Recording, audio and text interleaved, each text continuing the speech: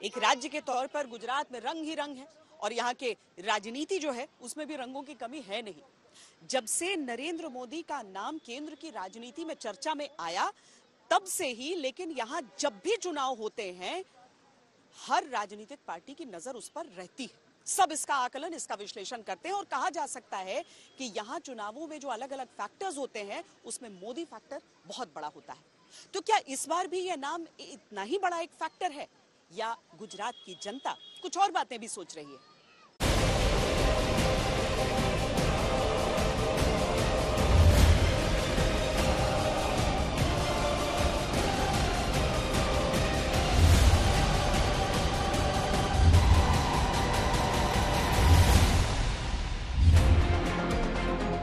गुजरात में कई दशकों से दो दलों के बीच लड़ाई थी, कांग्रेस और बीजेपी।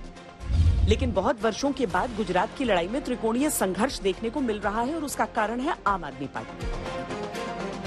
गुजरात की चुनावी राजनीति का एक सच सबके सामने है कि पाटीदारों के वोट अहम भूमिका निभाते हैं। हर दल के दांव में पाटीदार केंद्र में होते हैं। इस बार बीजेपी ने 45, कांग्रेस ने 42 और आम आदमी पार्टी ने 46 पाटीदार समाज के प्रत्याशी बनाए। चुनाव के तमाम मुद्दों के बीच पाटीदार खुद एक मुद्दा बने रहे। मैं जनता में खूब घूम रहा हूं।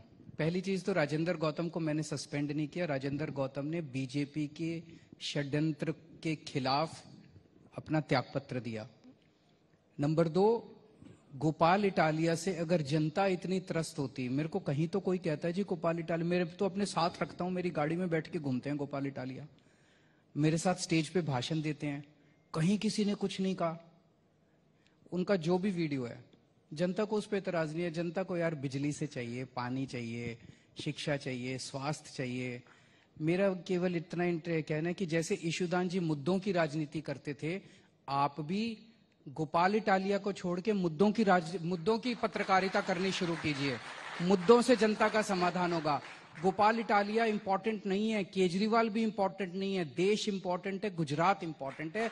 गुजरात की जनता त्रस्त है, महंगाई से त्रस्त है गुजरात की जनता। अरे हूँ तो सेवक छू, हूँ तो सेवादार छू અને સેવક કે સેવાદારની એવી औकात હોતી છે। અરે તમે મને નીચ પણ કહ્યો, નીચી જાતિનો પણ કહ્યો, અરે તમે તો મને મોતનો સોદાગરો પણ કહ્યો, અરે તમે તો મને ગંદી નાળીનો કીડો પણ કીધો, બધું કીધું ભાઈ, તમે બધું કીધું। હવે તમે औकात બતાવવા નીકળ્યા છો। અમારી કોઈ औकात નથી। મહેરબાની કરીને વિકાસના મુદ્દાની ચર્ચા કરો। बीते 20 साल में गुजरात में जाति और समुदाय का मतदान प्रतिशत कितना है और उसमें पाटीदार वोटों की क्या भूमिका रहती है, आइए वो आपको बताते हैं। साल 2002 में पाटीदार समाज का वोट प्रतिशत 78% रहा, साल 2007 में 66, साल 2012 में 73 और 2017 में 76% रहा, जो ये दर्शाता है कि पाटीदार समाज वोटिंग को लेकर बेहद जागरूक रहा है।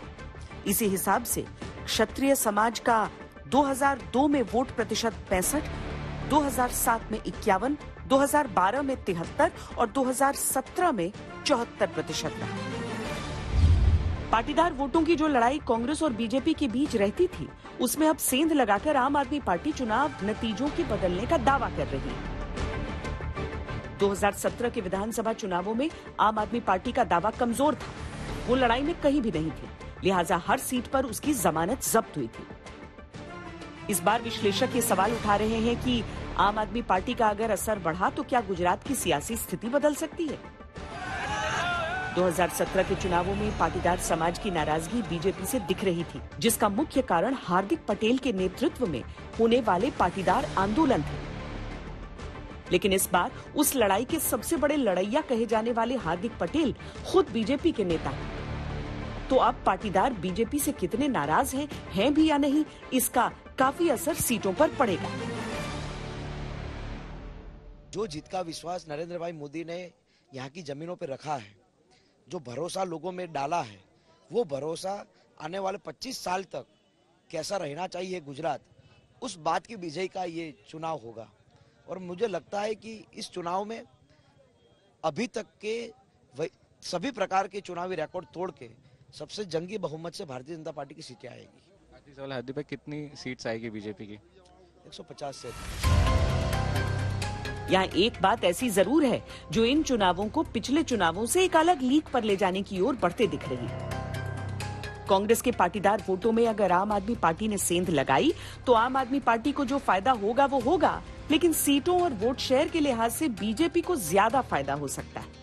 दूसरी बात, अगर कांग्रेस का वोट शेयर आम आदमी पार्टी की ओर खिसका तो कांग्रेस के लिए स्थिति पिछले चुनावों के मुकाबले अधिक शोचनीय हो सकती है। आम आदमी पार्टी अगर कांग्रेस पर भारी पड़ी तो केंद्रीय राजनीति में उसका मोदी बनाम केजरीवाल का दावा मजबूत हो सकता है। कांग्रेस का वोटर ढूंढने से भी नहीं मिल रहा। जैसे एक ऐड आता है ना, ढूंढते रह जाओगे, वैसे ढूंढने से भी कांग्रेस का वोटर कहीं नहीं मिल रहा। गुजरात में आम आदमी पार्टी की सरकार बन रही है, ये आज आप नोट कर लीजिए, ये भविष्यवाणी भी नोट कर लीजिए और ये भविष्यवाणी सही होगी। कांग्रेस पिछले चुनावों में अधिक आक्रामक थी, लेकिन इस बार कांग्रेस का प्रचार किसी भी दौर के गुजरात प्रचार के मुकाबले बहुत शांत है। कांग्रेस ने कार्यकर्ताओं और संगठन के पदाधिकारियों पर ही विश्वास करके चुनावी रणनीति बनाई। इसका कितना असर पड़ेगा कांग्रेस की राजनीतिक स्थिति पर, ये नतीजों में झलकेगा। ऐसा लगता है कि आम आदमी पार्टी की वजह से काफी जगह पे कांग्रेस पार्टी को फायदा हुआ। जो एंटी एस्टेब्लिशमेंट और एंटी इनकम्बेंसी फीलिंग जो थी वो डाउनलोड होकर कांग्रेस के खेमे में गई कि अरे ये जीता सकता है तो मैं इसको वोट दूं। तो कांग्रेस का उसका इनडायरेक्टली एडवांटेज हुआ। बाकी मुझे ओवरऑल ऐसा लग रहा है कि बीजेपी अपना स्ट्राइक रेट, जैसे जामनगर डिस्ट्रिक्ट है वो काफी इंपॉर्टेंट है, क्योंकि वहां से राघव जी पटेल लड़ रहे हैं, रीवाबा जाडेजा लड़ रही है, बगल में से ईसुदान गढ़वी लड़ रहे हैं। वहां कम्युनिटी में कॉम्प्रोमाइज हो गया है। एक जगह जहाँ चिमन सापरिया जो थे वो कड़वा पटेल कॉन्स्टिट्यूंसी वाले थे, उसके सामने भी कड़वा पटेल थे और आम आदमी पार्टी का खवा जो था वो चुनाव जीत सकता था, तो कड़वा पटेल कम्युनिटी ने कॉम्प्रोमाइज कर लिया। सिमिलरली मुडू बेहरा और विक्रम माडम वाली कॉन्स्टिट्यूंसी थी जहां से ईसुदान लड़ रहा था, तो आहिर कम्युनिटी ने कह दिया कि भाई मुलू भाई बेहरा जो है वो मिनिस्टर बनने की संभावना है, तो इसी आदमी को जिताओ जो मिनिस्टर बन सकता है और आहिर वोट डिवाइड ना हो ताकि उसका एडवांटेज ईसुदान ले जाए। इसलिए इस तरह से कम्युनिटी ने भी कॉम्प्रोमाइज करके अपने कैंडिडेट्स को जिताया है। तो मुझे ऐसा लग रहा है कि मोटे तौर पे एंटी इनकम्बेंसी जो डाउनलोड होनी चाहिए थी वो आम आदमी पार्टी में या कांग्रेस में नहीं हुई, बल्कि त्रिकोणीय उसमें हुई, जिसका एडवांटेज बीजेपी को दिख रहा है। बीजेपी के लिए गुजरात का चुनाव उसी एक मोड़ की तरह है जो 2017 में उसे मिला था, यानी 2 साल बाद आम चुनावों की चुनौती। तब बीजेपी ने गुजरात जीतकर विजय रथ में उसे उपलब्धि की तरह जड़ लिया था। 2024 के चुनावों के मद्देनजर फिर गुजरात की बाजी उसके सामने है। प्रधानमंत्री और गृह मंत्री के गृह राज्य के चुनावी नतीजों का असर देश की राजनीति पर पड़ना निश्चित है, सत्ता और विपक्ष दोनों के लिए।